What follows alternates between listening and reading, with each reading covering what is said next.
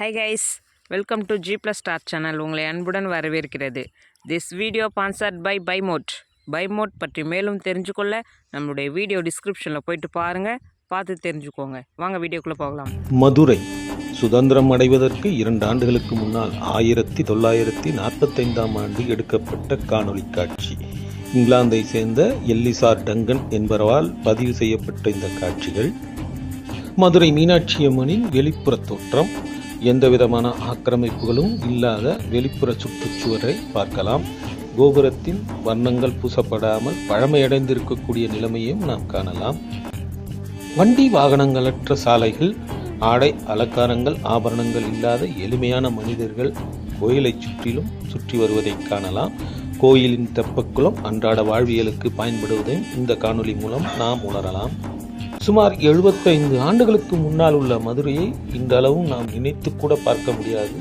அப்படி ஒரு பிரம்மாண்ட வளர்ச்சியை அடைந்திருக்கக்கூடிய மதுரை மாநகரில் இன்றைக்கு உள்ள நவநாகரிக மங்கைகளின் தோற்றம், அன்றைய காலகட்டத்தில் அந்த நவநாகரிகம் இல்லாத எளிமையான இளம் பெண்களின் தோற்றம், தெருவெங்கும் காய்கறிகள் வியாபாரம், கூடையில் சுமந்து சென்று விற்கக்கூடிய சூழ்நிலையை காட்டும் படமாகத்தான் இதை காணலாம்.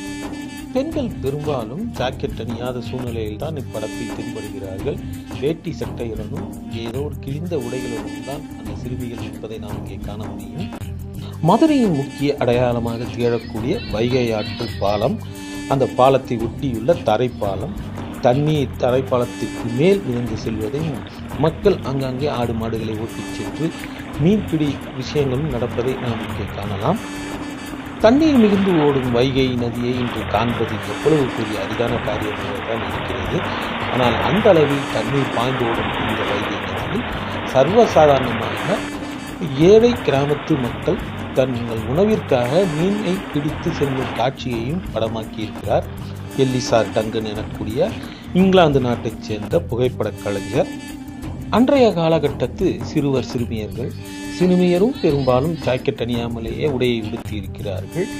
இந்த ஆற்றை சுற்றிய வியாபாரங்களும், மீன்பிடி திருவிழாக்களும், துணி துவைக்கும் சலவை தொழிலாளர்களும் வைகையை எவ்வாறு பயன்படுத்தியிருக்கிறார்கள் என்பதை இந்த காட்சி மூலம் நாம் வெகு எளிமையாக உணரலாம். பரந்த வயல்வெளிகள், தண்ணீர் நிரம்பி நிற்கும் காட்சிகள், அப்போதுதான் கட்டப்பட்டுள்ள வைகை ஆற்று பாலம், ஓடிக்கொண்டிருக்கக்கூடிய ஜட்கா வண்டிகள், தூரத்தில் நான்மாடக்கூடல் என்று தமிழிலே கூறக்கூடிய மதுரை மீனாட்சி அம்மனின் கோயிலின் வெளிப்புற அழகான தோற்றம், அன்றைய காலகட்டத்து நாயக்கர் மகாலின் உள் நுழைவாயிலை படம் பிடித்திருக்கிறார். அந்த நாயக்கர் மகாலின் இன்றைய தோற்றம் மிக பிரமிப்பாக இருக்கும்.